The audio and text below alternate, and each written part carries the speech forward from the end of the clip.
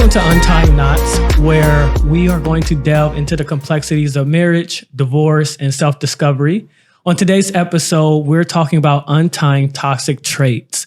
We really want to talk about toxic masculinity and toxic femininity and how we contribute that in our relationships, but also the toxicity we experience in those relationships, how they impact ourselves, our spouse, and society. Right. And also, we just want to be real and raw that some of us really do have crazy toxic traits that we still are implementing in our current relationship. So we're also going to talk about that. So we have two special guests on the show with us today that we're excited about. We got the Joneses in the house. Hey. You're the only one that's not a Jones here, so I'm sorry. Yes, I don't want to be one. I'm not signing no more papers. Thank you. So go ahead, introduce our guests, and let's get into it today. All right, so we have Jazz. She's my favorite here, of course. Yes. And she is the CEO of CC Network. What's up? Hi, Jazz. Hey, y'all. I'm happy to be here, for sure. We're happy to have you. Yeah. And of course, we have the ex-baby daddy, the rich ex-baby daddy. Baby daddy, Jason. Yes. Yeah, we need Hi, Jason. Welcome. Nice to be here. Jason Jones. Yo, we're so happy that y'all are on the episode today. And we wanted to have, obviously a couple. I think there's a lot to learn from our respective, I don't want to call them failures because I don't feel like just because you're divorced, it's a failure. Yeah, I don't feel that way either. But like through the lessons that we learned through our divorces, right? And so a lot of times people who are in relationships, they learn from people in marriages, but it's also wise to learn from people who got out of marriages to prevent those pitfalls. I got a funny thing. I think she always wanted me back though. No lie. I believe you. Divorced, I saw the way that she looked at you. I was at that strong like intuition. Like I felt that in a way. You are insane. I had to mention that, but go ahead. Okay. Proceed. How long were you guys married? From 2009, 2018, 9 years. Yeah, we were married for 9 years, but we had been together since high school, since I was 15. So how long was the whole relationship? Like dating? 2004 to 2018, yeah. Wow. Yeah, what he said. So almost 20 years. Yeah, long, yeah. And then real close family ties, she's still close to all my first cousins, it's real, to the point when we first divorced, I was very uncomfortable, like she calling my cousin, hey, come to the house and chill. Yeah. And I was real uncomfortable. Yeah, that would make me uncomfortable. Yeah, but we also have 3 kids together, so it's my kids' family as well. Right. So yeah, he was definitely uncomfortable. At one point, he told his mom she's not invited to holidays, anything like that. I was definitely cut off for about 3 or 4 years. So how long did it take you to get to a point where you were okay with it? Because I think it took me years. Yeah, it took me years to actually because I remained single after divorce. Some kind of way, Jazz got into a serious relationship, so I felt I just felt like stuff was brewing. I just felt kind of, I don't know, I just didn't, you stay over there. You got a new thing. I'm over here, let me be with my family in peace. Let you enjoy your, new accolades and stuff. So, yeah. Yeah, because when you divorce, it's like a severance of not just yourself, but the entire family. Yeah. For sure. And I'm still am to this day, like you say, very close with his family, his mom, all of them. So it was hard because I was very immersed in that family. So when I divorced him, it's I lost a whole lot, way more than just our marriage, and it just took time to navigate through that. But at some point I was get over it. This is my family too. We have kids to raise. We'll be okay. But I think we had to go through that healing process. Yeah. For sure. Yeah. So and then I checked out in my head way before. He had a delayed reaction to our divorce. He didn't realize we were actually divorced till a year after our divorce. Where he actually could accept it. Where I had checked out. So it just took some time. That's actually very common. Yeah. That the husband is a little more delusional about the reality or the state of the marriage, whereas the wife has been checked out for some time, actually. Yeah. And I know that was my situation. I knew my marriage was in bad shape. I knew that, but I never thought my wife would file for divorce. Yeah. Sure, and when she did, I still didn't accept the reality. I was no, we good. We locked in. We can fix this. Sure. But she was nah, nigga, it's a wrap. It's a wrap. Yeah. In my situation, he thought I was only divorcing him legally for my job, but I was no, I'm out. I'm really out. He's oh, we're just going to file paperwork so that we can, handle this government stuff, but we're still going to stay together. And I'm no. So why you we done. I'm we done. Here's the keys. I'm taking the kids. Why do y'all think this then? Why y'all think it's always the woman that initiated? Why is the guy always a person that's willing to, suffer or stay the course, but the women are quick to throw in the towel? That's a great question. I'll tell you my perspective, and then Jazz, you can give your 2 cents. But so for me, I feel like women put up with a lot, and we get to a point where we just had enough. Yeah. And when a woman decides to leave, she's not coming back. Okay. And I do believe that guys are like, she's never going to leave. She's never going to leave because we've let you pass, right? We're giving you tons of passes. And then one day we're like, we check out mentally, physically, and emotionally.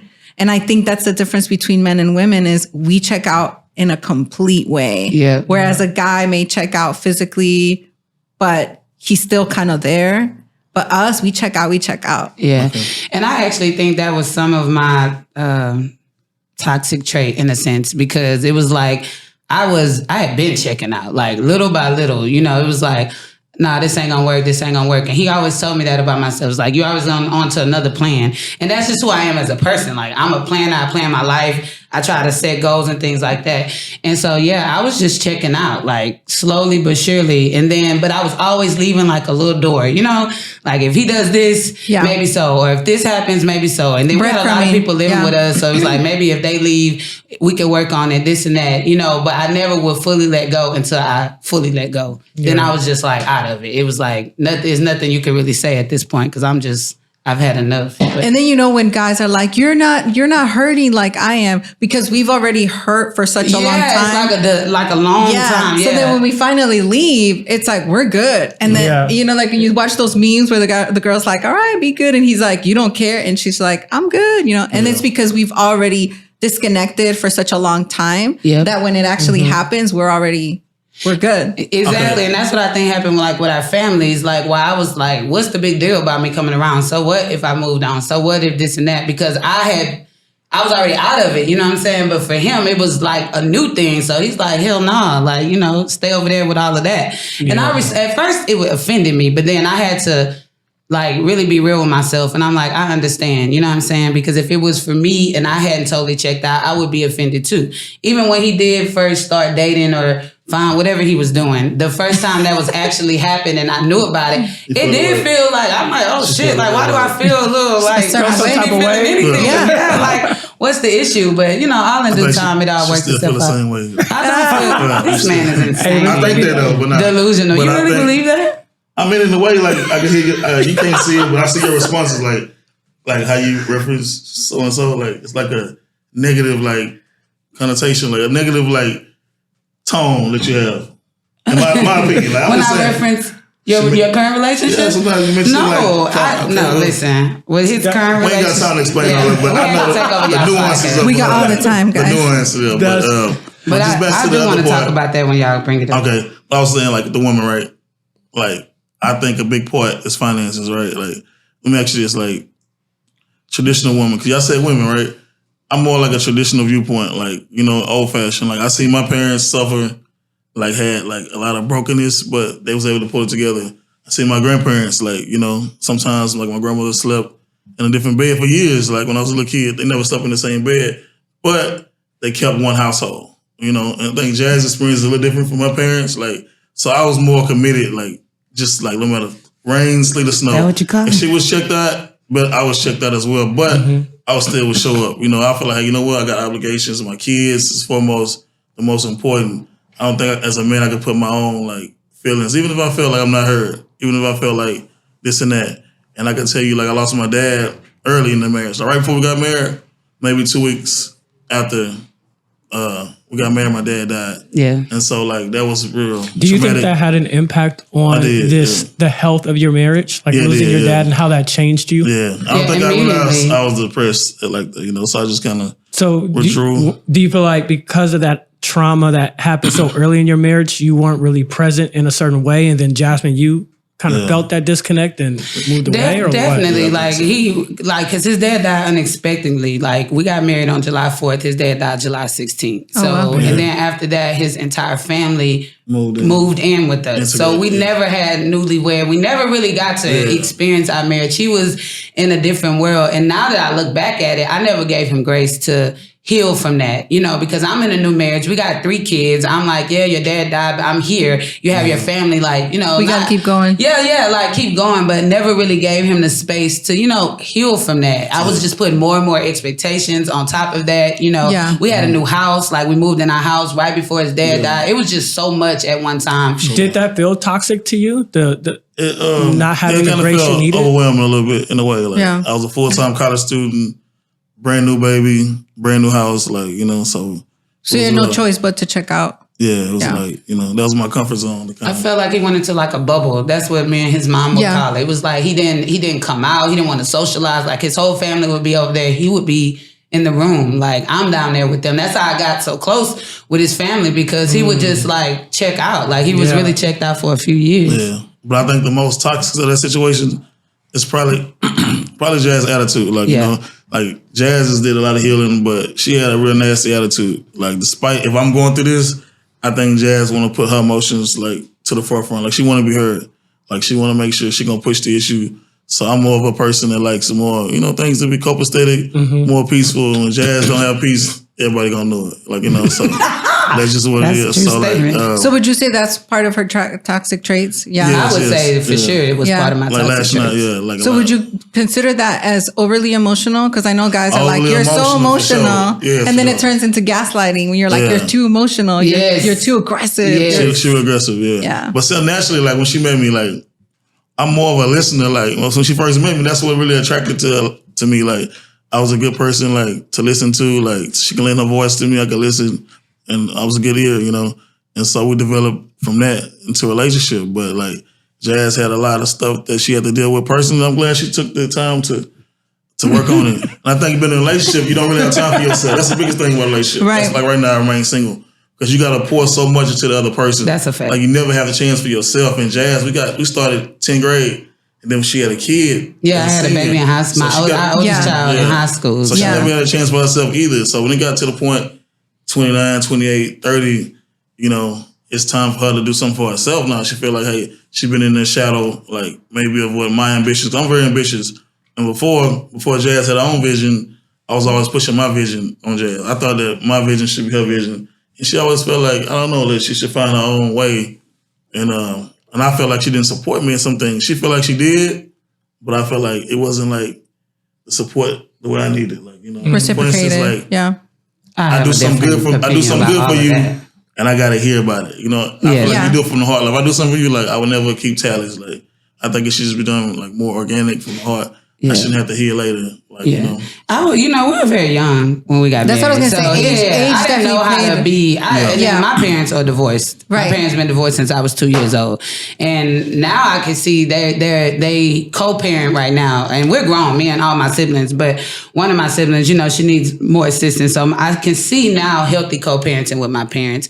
That's what we're focusing on now. But when I was young, I felt like I was trying to be heard, like he said, because I was at 17, I had a kid. It was no longer about me. So it was always about the children, the family, the husband, everything else. And so sometimes I would just get so frustrated and overwhelmed because not only did I have a family of 5, but then he had his entire family, which is 4 additional grown people that were living with us. And I'm in my 20s trying to hold it down. You know what I'm saying? It was overwhelming. And I did, anger and how I expressed myself, the way I communicated was definitely my toxic traits. Like I had to learn a lot after that, after our relationship. One of the things about our toxicities in our marriages is that a lot of them come from our childhood and the families that we come from, the things that we experienced and saw from our mom and dad. Yep. And then those are the blueprints we're given, right? And then we get into marriages and then we're kind of like freestyling in a way because we're young, we don't know, we never done this.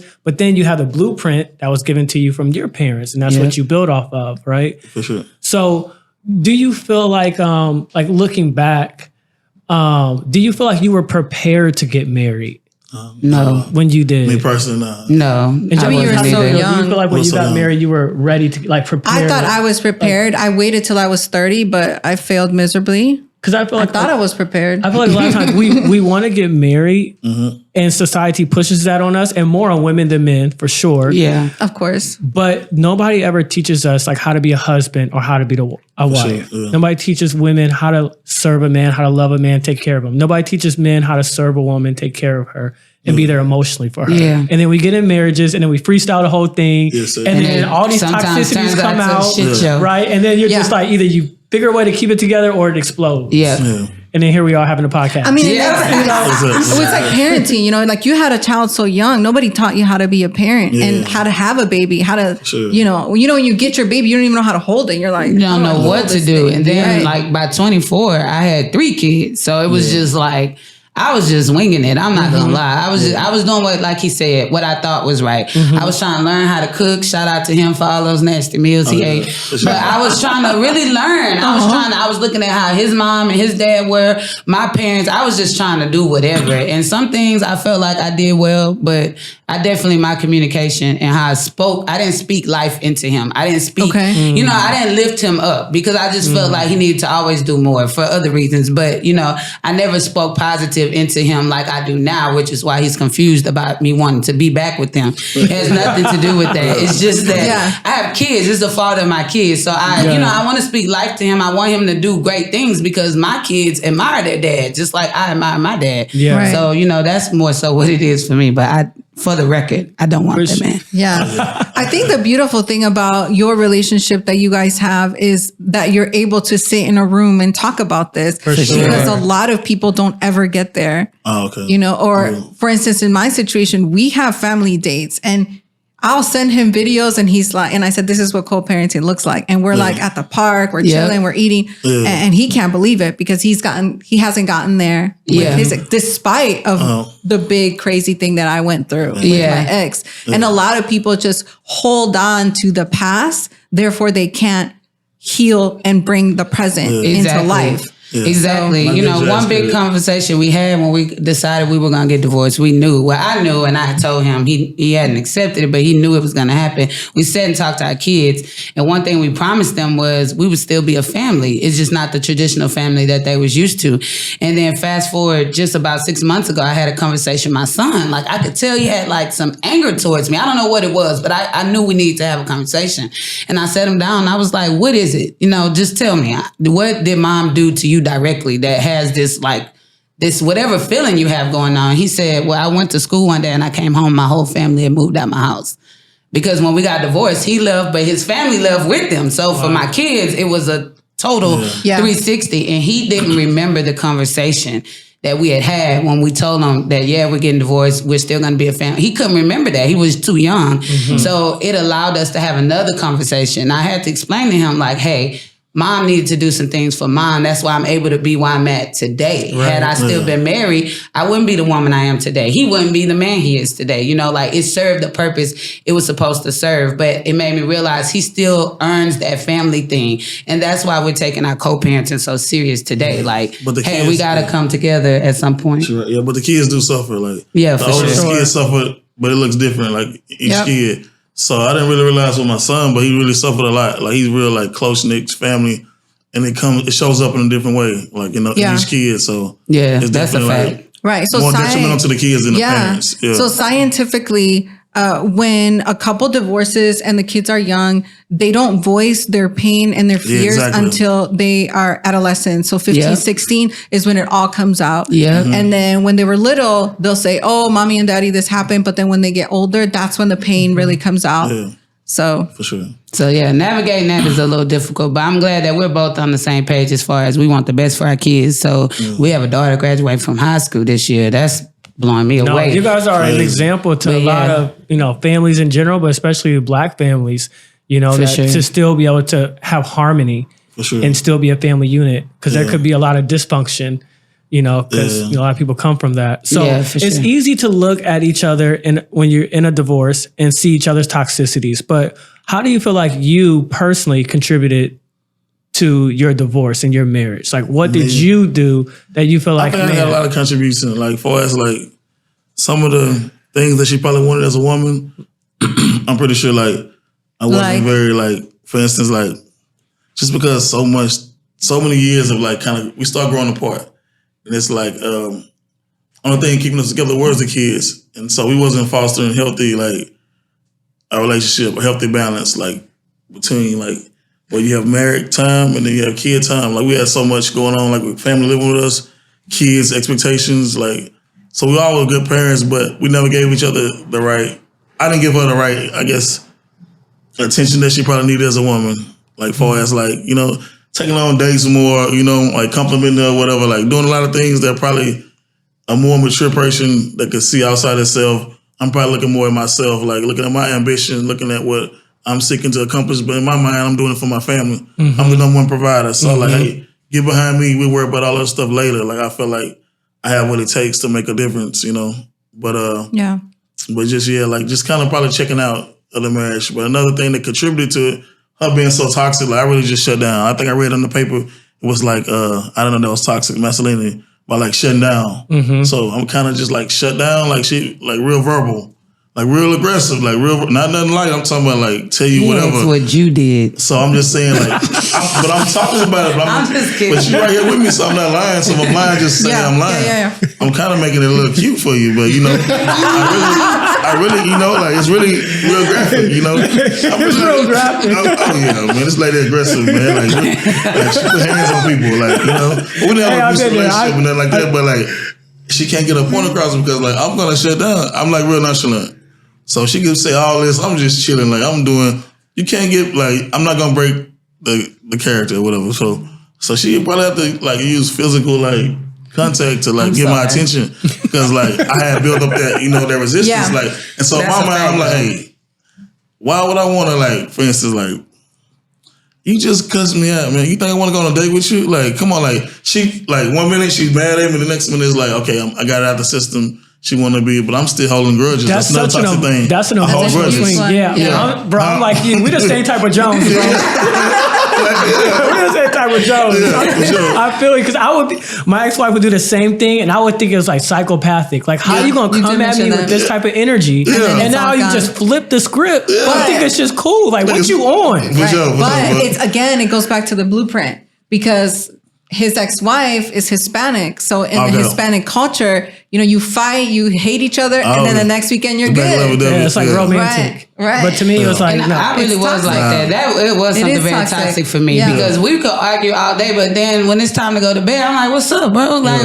what's good? She's like, you're like, I still got you still processing. It's like, girl, you been acting crazy all day. But then, you know, I had to realize that about myself because I would, in our marriage and all that we had going on, I learned how to tune stuff out. So it would be stuff going on. I'd be all into that. And then at one moment, I'm just like, I'm on a whole nother page. And I would do that in our relationship. And he didn't really like that. And then I was raised by my dad. So I have a lot of real masculine. Yeah, whatever you want to call it. And I think our love language is different. Like love for us was different. Like love for me was just respect. Yeah, that's it. If you respect me, for a lot of men, and that's what I had to learn after we got divorced. Respect and my honesty. other relationships after him, I'm like, you got to get some respect. Like I learned, that was the first thing I learned after we get divorced. So you have to respect the man if you really love him because I really loved this man. You know what I'm saying? But I just didn't know how to show it. Yeah. You know, I was young. I was doing the best way I could, but I definitely was disrespectful. But for me, it was always the emotional. Like, I like to have deep conversations. I like to talk. That type of stuff was attracted to me. And that's what attracted me in the beginning. But when he shut down, it was like, what? You know, like, I don't want to talk till I lost my friend. So I just felt like it just kept going years and years of that. But do you feel like you guys were happy in your marriage? We had good moments, yeah, for sure. But a lot of up and down moments, but I think when were you the happiest? When was the happiest part of your marriage? The happiest, just like it was always the combination. Before the first, right when we got married, before his dad died. For me, that's my honesty. Like, really? Yeah, we went to Galveston after we got married. We went by ourselves. Then we came back, got our daughter because we had one daughter at the time. We took her to Galveston, and that was just happy for me because it was just us.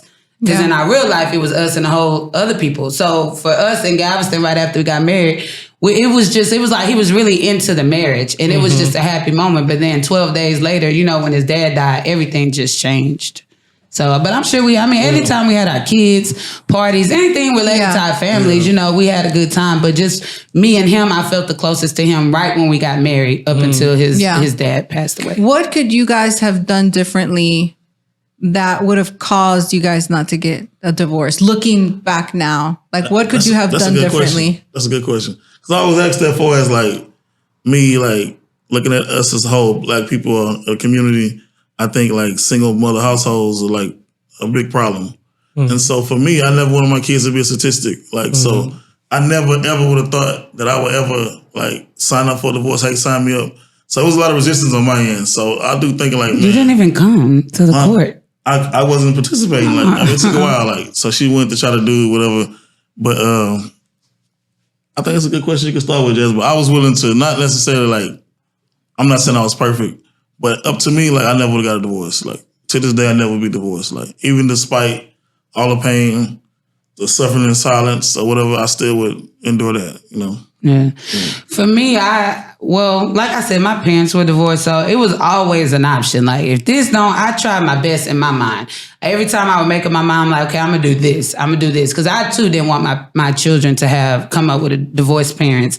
But I lost myself along the way, And in 2016, my grandmother passed away, my dad's mom. And she was, she really helped my dad raise me. She was somebody I was very close to. So at her funeral, and I'm hearing all these people talk about her and the type of woman she was, it made me realize like who I was as a woman at that time was not who my grandmother had raised me to be, not who my parents had raised me to be. I wasn't I didn't like that woman. Yeah. And so I just felt like to become who I need to be, breaking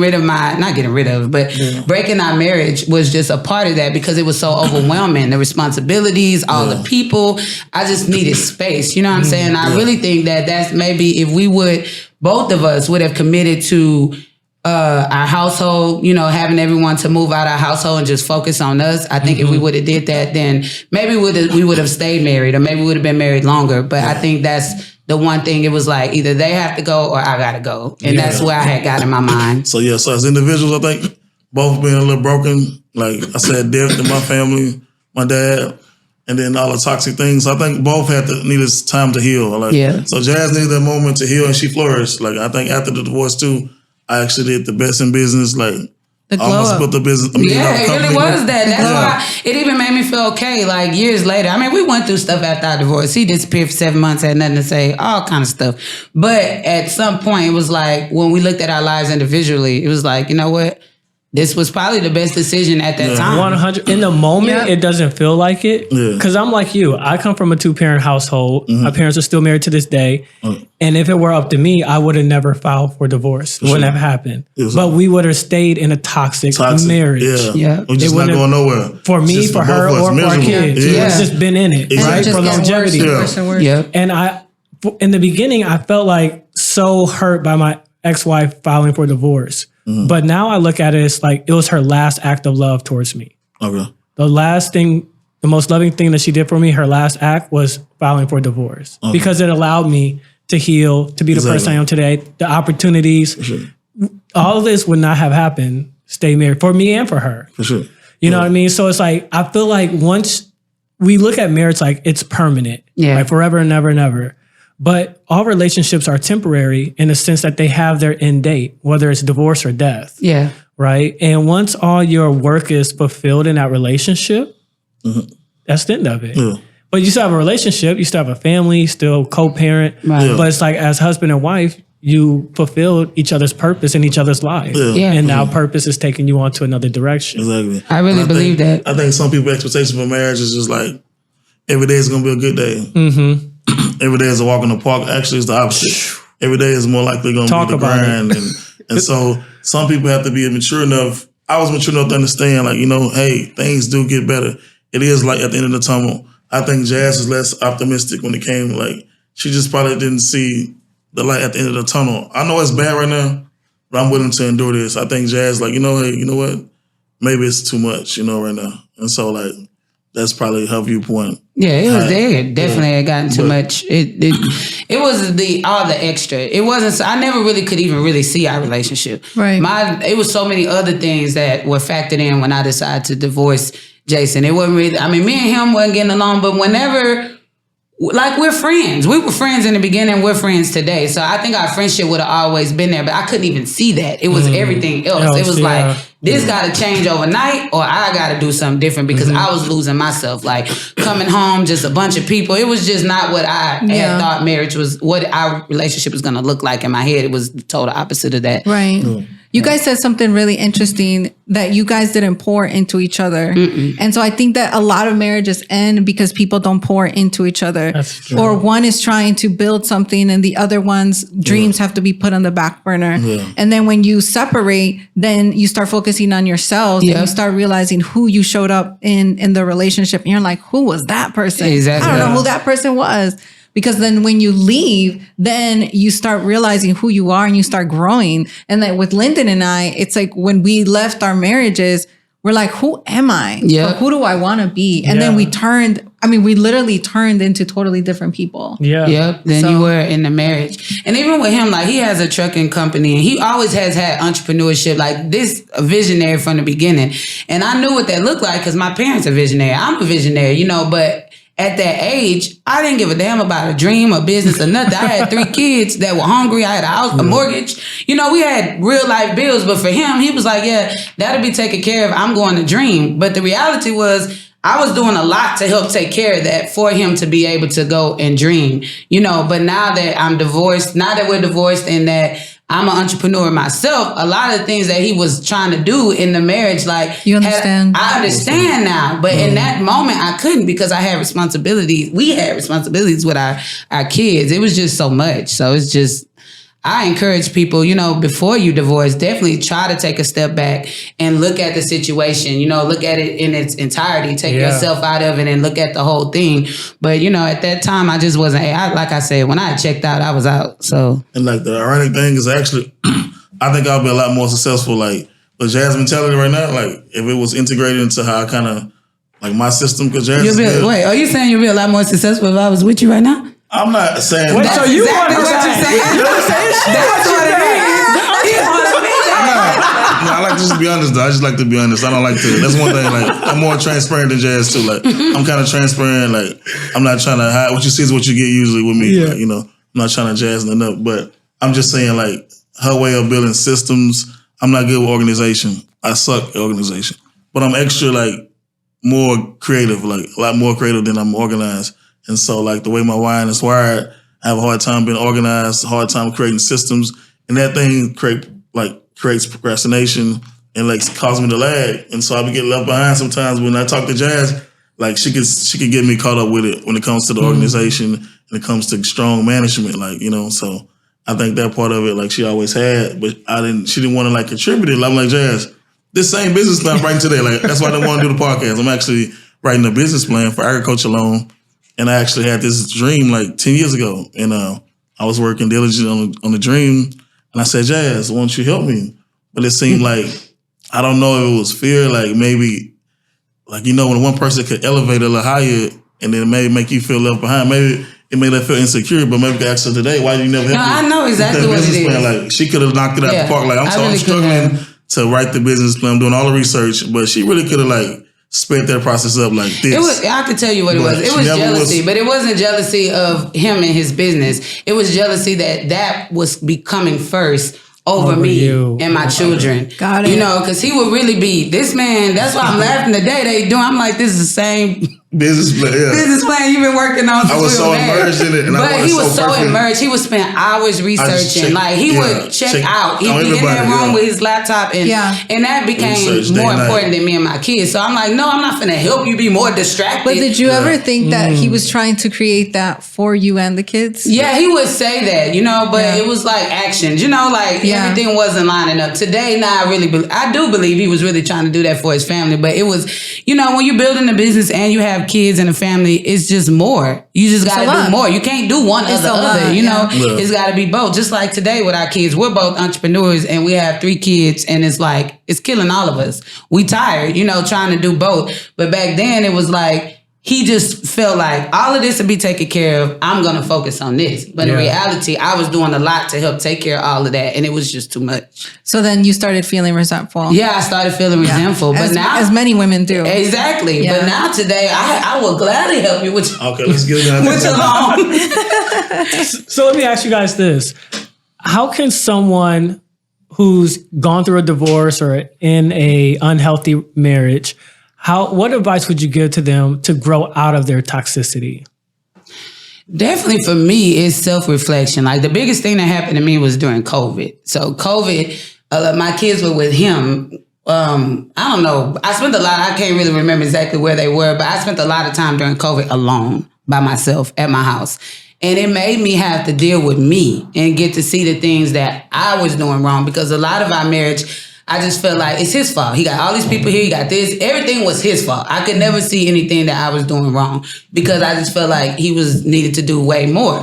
But once I got to myself, it was like I got to see, Jasmine, whether you're with him, you with John, you with Joe, it's some things about you that you're going to have to change to better yourself, to better your relationships, to be a businesswoman, all of that. So my advice to them would be to self-reflect. Don't look at nothing your partner's doing, all of that. Like, sit with yourself and figure out what are your toxic traits. You know what I'm saying? What are you doing wrong? What are things that you can improve about yourself? And once you do that, if you can do that and still save your marriage, do that. You know what I'm saying? If you still love that person, try that. But if not, do what you need to do to get the help for yourself so that you can be better for your life and to help the other people around you. Because I had to do a lot of changing, and he sees that, my kids see it. I mean, to be able to do all that I'm doing today, I had to really do a lot of self-reflection and work on Jasmine. So that's my advice, work on yourself. I think it's like self-awareness, like premarital. Like right now, I'm enjoying being single. It'll be selfish for me to start a relationship and think that I can give it my all, because like I'm at a point, like I don't really want to be in front of the cameras. I don't really want the accolades. I want to be behind the scenes grinding and building my dream, doing what's best for me. Like, you know, so for me to bring someone else on, it'll be kind of selfish. And I even told Jazz, like, hey, Jazz, she be talking about this and that. The Most High gonna send her a man. I say, Jazz, this is your man right now. Like, this your man. Like, it's selfish for you to, like, you got so much going on. It really is selfish. But you need to be selfish. Take this time. Our whole life we've been raising kids, been, that for other people. It's okay if you do it for yourself. Like, don't incorporate no one else. It ain't time. Like, look how much work you have. That's selfish for you to think a man is supposed to follow you around at the studio. Like build your dream, and they should come, but not like in between of building your dream. And I feel like this though. Like, personally, like, it's selfish for me really I want to get married again. Like, actually, that's my goal. People say, you crazy, you want to get married again? Of course. I do have kids. Like, I want to show them what success look like. Like, as a black man, like, I want to show my son it's okay to go home to a woman. It's not okay to be a bachelor and sleep from pillar to post. I want to show them that, hey, your dad didn't get it right the first time, but I believe in that. As our community, we need more like black men that not afraid of the responsibility of marriage, like, or having more. I want more kids. They say I got 3 kids. I probably at least want a couple more kids. I'm big on legacy. I'm available to babysit. I thought you were going to say something else. She know that. She want to say it though. She want to say it. This man's I just heard I'm available to babysit. I'm available. Yeah, he has to come. But see, look at that gift that you have, that your ex-wife would be willing to babysit. And I tell them that all the time. Your new wife's kids. Like, that's. Do we trust her? Do we trust her? Yes, do we trust her? Ex-wife with our new kids? Yes. That's growth though, for sure. That's great. Like, some relationships will never see this side of co-parenting or post-divorce. Yes. Never. Yeah. Right? Because I have a really good relationship with my ex. And people even say at the parties, like, we're at combined parties and they're standing there like, how? Yeah. Why?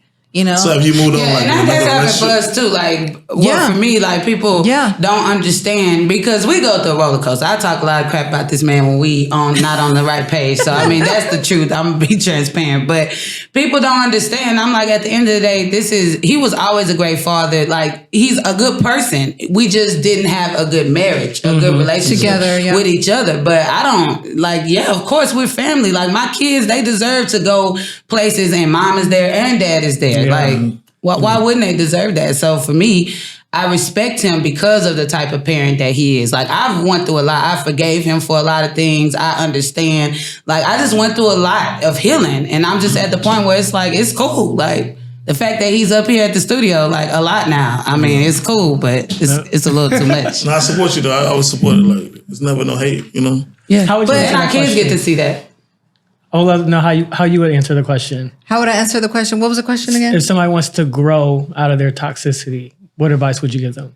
You have to spend time with yourself Yourself. and your thoughts by yourself. Yep. And you have to understand who you are singular and who you were in the relationship, what you brought into the relationship. Because I was like you too. I mean, I would pop off and I would get upset and I would talk a lot of shit. Yeah. And then I remember when I left, I was like, man, this man lied to me for 10 years because I never gave him the space for him to be able to be honest, Yeah. to me without popping off. Yeah. So that's what he had said. I mean, granted, the lie was crazy. It was quite the lie. It was quite the lie. Yeah. But still, we got to the point where in those 2 hours when he did tell me that lie, he felt all this 10-year weight lifted off of him. So I would say definitely be by yourself and learn who you are as a person by yourself, because you just spent 10 years with this other person and you became enmeshed with this other person. Yeah. So how How about you? Lyndon? You know, I think for me, it's easy to see toxicities in other people. It's harder to see them in yourself. And I feel like I can see something that people should do is, if it's hard for you to identify your own flaws, look at your parents and what toxic traits do you see in your mom and your dad that show up in you? Yeah. Because you could probably see them in them, which means it's probably in you. Exactly. And then you could do the work that you guys are all saying, reflect, be aware, and, you know, work in your singularity Right. to overcome those toxicities. That's If a y'all fact. guys do counseling, yeah, but I know we didn't do marriage counseling. Did y'all Yeah. ever Yeah, choose we, counseling? us. we went through Yeah. divorce care counseling. I went through therapy. Oh, you did. Yeah. It wasn't We went effective, all you think? that. What made it not work? For me, it was me and my ex-wife had two different goals going through Okay. counseling. She was trying to get out of the marriage. I was trying to get through our problems. Okay. So we weren't rowing in the same direction. Okay. So I'm doing the homework. She's not. And then I got to a point where I accepted that our marriage was dead. Gotcha. And so Yeah. For us, the therapist literally pointed it out to him. He's like, you're keeping something from her and I can see right through you. So he just didn't want to be honest. But in his defense, like Lyndon said, he did exactly what his father did to his mother, lie, cheat, and steal. And that was the blueprint that he saw from his Example. father. Yeah. So it was like, well, my mom stayed 21 years. Yeah. I'm going to do the same thing too, because she may stay. For sure. But I didn't because it was totally different. yeah, these new women are different. They're not like the last generation. Not different. Not These different. new women, I tell him all the these time, new like, women will leave you. Yeah, some of the right. people in his Heartbeat. family. Yeah. They'll leave you, bro. They built different, but I don't They got are it not in our me. mamas. Yeah. Okay. So is that toxic in itself? Is that they toxic trait? They I don't leave? think it's toxic. I think it's evolutionary. Yeah. Okay, men and women are changing. Times are changing. It's a different world. We're Yeah. not Yeah. our parents' generation. We're not in their world. So we're just different people. You Okay. got to And know I this. really believe people deserve to be happy. And that wherever that is, if Facts. that's not in your marriage, then get out of it. Like, happiness And- is created. Though. Don't 100%. you got to create happiness, even if if you're single, you still have to create the happiness for yourself. Like, No, facts. it has to be created. It's not nothing that's gonna fall out the sky. Like, if you're not willing to work through it or work to it, it's not worth having. Like, if you're gonna just like escape, like, you got to create your happy every day. Like, American struggle, that we have to still get I up. agree. I know, that's Yeah. a fact. I Punch agree. in, But you punch know- out. So it's creating our happiness. I think an unknown toxic trait is someone that reduces your self-esteem. So if somebody's bringing you down and Yes. your state of Yes. well-being and your happiness, that's toxic. That's toxic, so unhealthy. Like toxic. nothing good's gonna Yeah. come out of that, no matter how hard you work, sure. because of their presence. Yeah. Exactly. So Yeah. I'm asking you a question, Jazz. You think I brought you down? Like, just You know the answer to that. answer. Hell yeah. Your self-esteem? Okay, Yes. give me some. Like, okay, I'm not abusive. Like, I don't. No, like, and that's one thing I wanted to say about our marriage. Like it wasn't the normal thing. It wasn't all the cheating, he beating on me, none of that. We just grew apart, and it was Yeah. like we needed to do something different.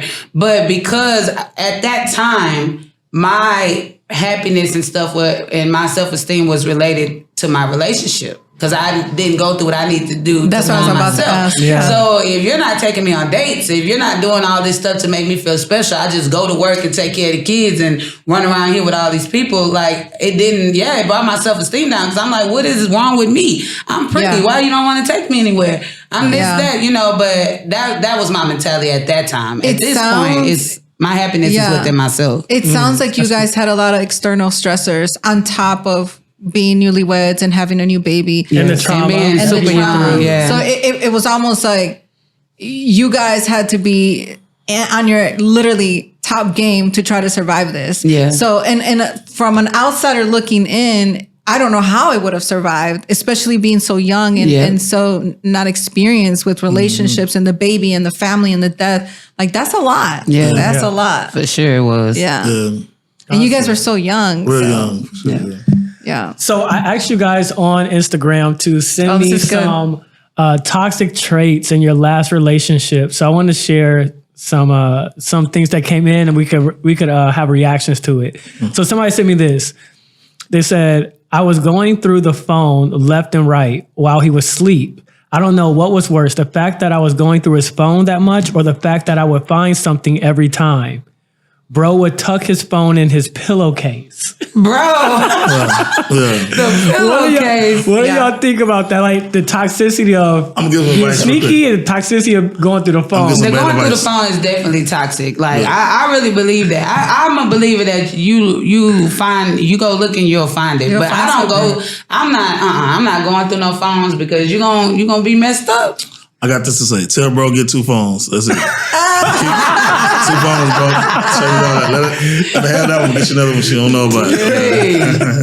That's Jokes, funny. but yeah. That's funny. I wanted to share that one. Let me see if I got any other ones.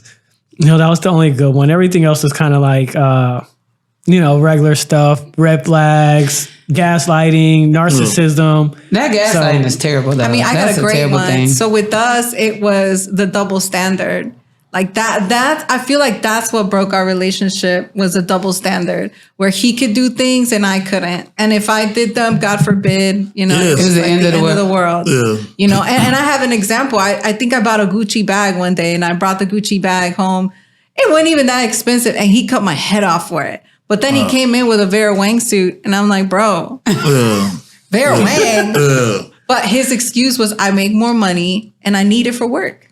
Oh, yeah. He was bullshit. You know what I mean? Yeah, So it became that double standard. And I think when there's that double standard there, then it just, for women, it lays on us. And then the resentment just builds and builds and builds until one day we just pop. Yeah. Yep. Yeah. That's a fact. And that's where the male delusion kicks in because he's not even aware. He's that not it's even been aware mounting for so because long. his father was buying and spending and doing whatever he wanted. And the mother just stayed quiet. Yeah. So Well, I enjoyed this conversation. I Y'all did been mad too. We fun. survived. It's low-key like a family reunion. Yeah. That's great. Well, any last remarks that you guys would want to share with our audience? Any thoughts? No, Advice? man. I've already told y'all, but I think that this podcast and this platform that y'all are creating is so important for conversations like this because it can help someone else that's either considering being divorced or someone that maybe is recently divorced and they don't know how to navigate after that. You know what I'm saying? So I'm happy to be here, happy to be on the platform. I think what y'all doing is great. I love it. Thank you for having Thank us you. on your platform and Oh, sharing no the network problem. with No us. problem. Yeah. Closing remarks.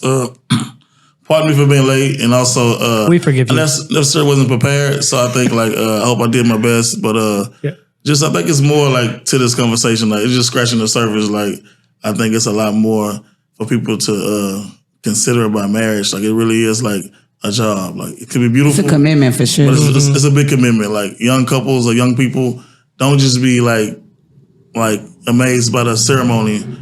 Because after the ceremony is over, after all that stuff is over, then it's the real marriage. Yep. That's the day to day. So it's much more that we still probably could talk about. So I think it's just touching the surface. But any advice I have to ask is just like I said, it's prepare to work. Prepare to bring hard work and put selfishness to the side. If you want to be married and be happy. And I believe don't be afraid to create your own happiness. Facts. That's really valid. Yeah.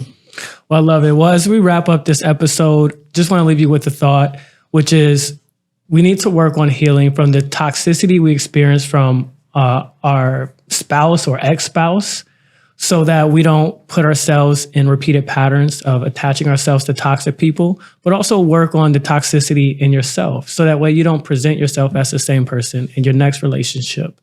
So keep these things in mind. Engage with us on our platforms. We have so many. We want to hear your stories. For sure. Follow us on Instagram. All of our handles are below, and subscribe to the channel. We appreciate you guys. No problem. Thank you. Peace out.